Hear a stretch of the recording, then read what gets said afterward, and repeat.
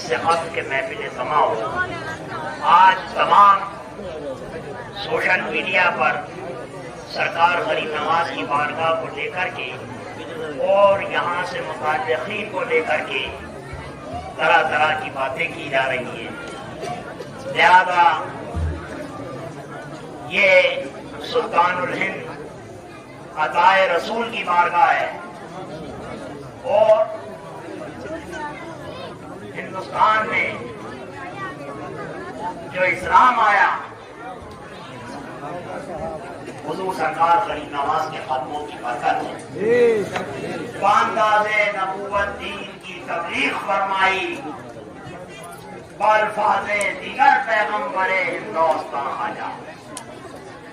تو یہ وہ بارگاہ ہے کہ جو اہل نظر ہے، ظاہرہ تو بشری تقاضا یہ کہا کہ حضور سرکار غریب نواز یہاں پر تشریف لائے، مگر جس انداز میں حضور سرکار غریب نواز کی یہاں پر آمد ہوئی اور 43 سال حضور سرکار غریب نواز نے یہاں پر گزارے، 43 سال میں 92 لاکھ لوگوں کو مشرف و اسلام، یہ ایک تاریخ ہے جو صبح قیامت تک خواجہ کے نام پر لکھی گئی ہے، اور یہ مقام و مرتبہ، یہ منزلت حضور سرور کونین صلی اللہ علیہ وسلم کے صدقے میں اللہ رب العزت نے عطا کی۔ تو بات لمبی چوڑی کرنے کی ضرورت نہیں ہے، بات یہ ہے کہ آج کل جو باتیں چل رہی ہیں، جو لوگ تبصرے کر رہے ہیں، طرح طرح کی باتیں ہیں، جس میں تمام جو عاشقین ہیں، تمام جو چاہنے والے ہیں، ان کی دل شکنی ہو رہی ہے۔ صرف بات اتنی سی سمجھنے کی ہے، اختلاف کیا ہے؟ اختلاف کچھ بھی نہیں ہے۔ جہاں تک سرکار غریب نواز کی بارگاہ ہے، یہاں پر کسی کو بھی منع نہیں کیا گیا ہے، نہ منع کیا جا سکتا ہے، کیونکہ یہ فیض کا سمندر ہے، اس پر سب ہے، کسی کو بھی یہاں پر کسی نے بھی منع نہیں کیا ہے۔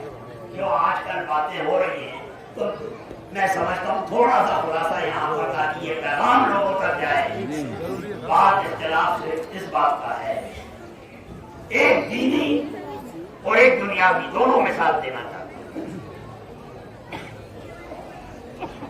بارگاہ رسالت مآب صلی اللہ علیہ وسلم، مدینہ طیبہ، مدینہ منورہ، گنبد خضرا، ہمارے آقا و مولا حضور سرکار دو عالم صلی اللہ علیہ وسلم کی بارگاہ میں جب ہم حاضر ہوتے ہیں، ہاں وہ کتنا بھی بڑا چشتی ہو،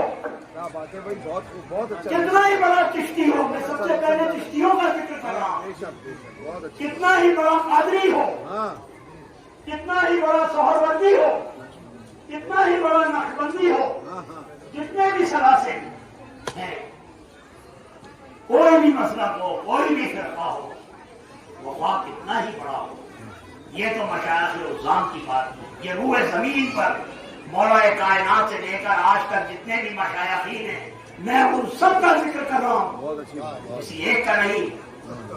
اب آئیے علماء حضرات کی بات، تمام محدثین، تمام بڑے بڑے ائمہ، مفتیان، علامہ، فہامہ ہو، کتنے بھی بڑے ہو، میں صحابہ اکرام سے لے کر کے اور آج تک کی بات کرنا چاہتا ہوں۔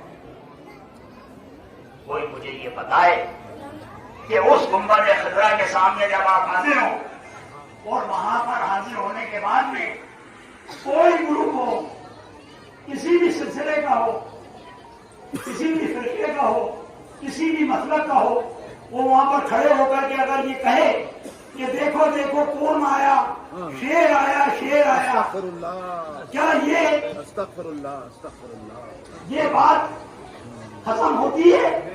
بہت اچھا میسج دینا، بہت اچھا میسج دینا۔ اللہ رب العزت کو کتنی تکلیف ہو بے شک بے شک، جب اس کے حبیب پاک کی بارگاہ میں جا کر کے کوئی ہو، سارے کے سارے روئے زمین پر جتنے بھی امتی ہوں، جتنے بھی صوفی ہیں، جتنے بھی علماء ہیں، جتنے بھی ائمہ ہیں، جتنے بھی محدثین ہیں، سارے کے سارے اس در کے غلام ہیں۔ بے شک بے آقا شک کے سامنے غلام کو ہمیشہ جب عیسائی کرنا ہے۔ یہ تو ہوئی ایک دینی مثال جو تمام علماء، تمام صوفیہ کے لیے بارگاہ سلطان الہند عطائے رسول حضور سرکار غریب نواز کی بارگاہ سے ہم دینا چاہتے ہیں۔ اب آئیے ایک دنیاوی مثال، کیونکہ ہر شخص اپنے انداز میں سمجھتا ہے کہ دنیا کا بھی ایک نظام ہوتا ہے نا، جیسے روحانی نظام ہے۔ ہندوستان کے اندر جتنے بھی اسٹیٹس ہیں، ہر میں پولیس محکمہ ہوتا ہے، ہر اسٹیٹ کے اندر ایک ڈی جی ہوتا ہے جو ڈائریکٹر جنرل پولیس ہوتا ہے، جس کے انڈر میں پورا پولیس محکمہ ہوتا ہے۔ اب کسی اسٹیٹ میں کسی ڈی جی پی کے آفس کے سامنے کچھ لوگ جا کر کے کھڑے ہوں اور معمولی کسی داروغہ کے لیے یا کسی تھانے دار کے لیے ڈی جی پی کے دفتر کے سامنے جا کر کے یہ کہیں کہ دیکھو دیکھو فون آیا، شیر آیا، شیر آیا، کیا مثال دی ہے، کیا ہوگا؟ بہت کیا ہوگا؟ کیا نتیجہ ہوگا؟ نتیجہ یہ ہوگا کہ ڈی جی پی اندر جا کر کرے گا، اریسٹ کرو، جیل میں ڈالو۔ بالکل بہت اچھی بات ہے۔ تو جو اختلاف چل رہا ہے اس کی جڑ کو کوئی سمجھ نہیں سک رہا ہے جس انداز میں لوگ بیان کر رہے ہیں۔ مسئلہ یہ ہے، اس کو سمجھنے کی بات ہے، جس طریقے سے حضور نبی کریم صلی اللہ علیہ وسلم کو وَمَا أَرْسَلْنَاكَ إِلَّا رَحْمَةً لِّلْعَالَمِينَ، تمام عالمین کے لیے رحمت بنا کر کے بھیجا ہے۔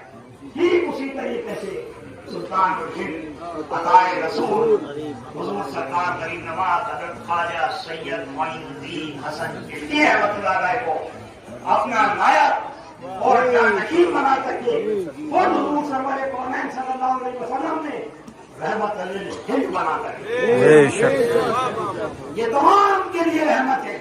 کسی قبیلے کی شرط نہیں ہے، کسی فرقے کی شرط نہیں ہے، کسی مسلک کی شرط نہیں ہے، کسی مذہب، کسی دھرم کی شرط نہیں ہے۔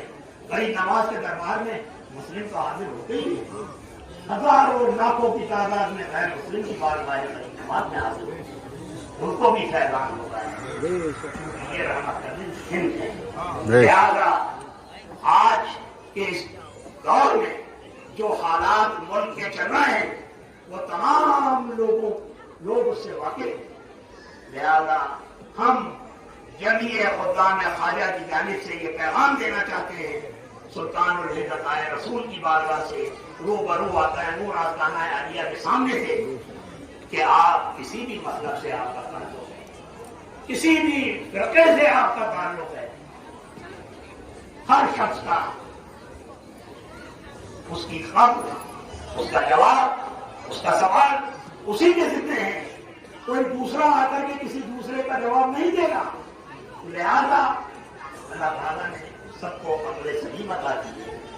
آپ کے اپنے عقل سے جو بھی آپ جس کو بھی مانتے ہیں، جو بھی اچھا سمجھتے ہیں، آپ کا جو بھی اپنا عقیدہ ہے وہ آپ کا نجی معاملہ ہے۔ دین پر کسی کا جبر نہیں ہے، کسی کا بھی جبر نہیں ہے۔ لہذا آپ اپنے ذہن کے حساب سے اپنے عقائد کے اوپر قائم رہیں، لیکن صرف یہ میسج دینا چاہتا ہوں جمیع خدام خواجہ کی جانب سے کہ آپ کسی بھی مسلک سے آپ کا تعلق ہے، آپ اپنے عقیدے پر قائم ہیں، لیکن کم از کم کلمے کی بنیاد پر آپ کو ایک جگہ متحد ہونا پڑے گا۔ یہ میسج غریب نواز کی بارگاہ سے ہے، وہ جہاں تک ہو اس کو پہنچا دینا۔ لہذا جہاں تک مذہبوں کی بات ہے، غریب نواز کے دربار میں تمام لوگ حاضر ہوتے ہیں، سب کے اوپر سرکار غریب نواز کے فکر و برکات عام ہوتے ہیں۔ لہٰذا یہاں پر کسی کی کوئی مرتبت کچھ نہیں، لیکن کچھ معاملات ایسے ہیں جس کی وجہ سے یہ پابندی لگائی گئی۔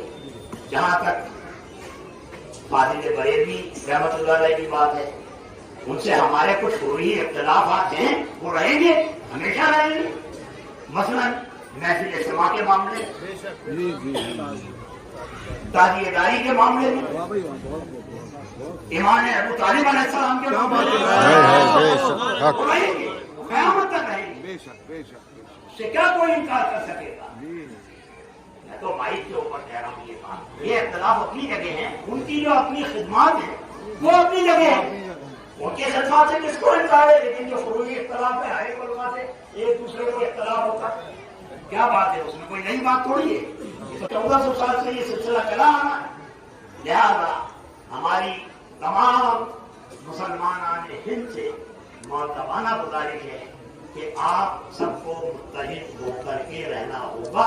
یہ جو مسلک کے جھگڑے ہیں، فرقوں کے جھگڑے ہیں، یہ اسلام کو توڑنے کی بات ہے.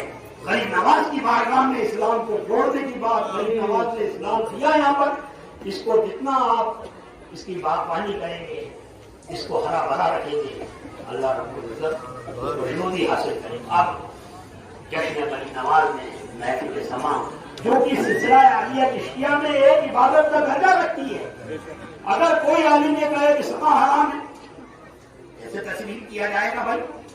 اگر سما حرام ہے تو کیا بابا قطب الدین بختیار کاکی یہ عمل کرتے تھے؟ حضرت نظام الدین اولیاء محبوب الہی یہ کرتے تھے؟ جتنے بھی سلسلہ عالیہ چشتیہ کے بزرگ ہیں، تو ہمارے یہاں پر ہمارے اس سلسلے میں محفل سما عبادت ہے، عبادت کی نظر سے. جس کو یہ سمجھ میں نہیں آتا وہ اپنے وہاں ہے. لہذا اگر کوئی یہ بات کرتا ہے یہاں پر آ کر کے تو مجھے یہ بتائیں کہ ان کے مسلک میں جا کر کے ہم کہیں گے محفل سما ہم تو کہیں گے، کیا یہ کہنے بات ہوگی؟ کبھی نہیں ہوگی. وہاں کا اپنا قانون ہے، اپنا نظام ہے، اس طریقے سے وہاں جانا ہوگا. وہاں پر حاضر دیکھنے ہوگی تو ہر جگہ کا ایک نظام ہوتا ہے، ایک دستور ہوتا ہے، وہاں کا جو بھی قانون ہے اس کے مطابق آپ کو حاضر دیکھنی ہوگی. صرف یہ میسج میں یہاں سے دینا چاہتا تھا.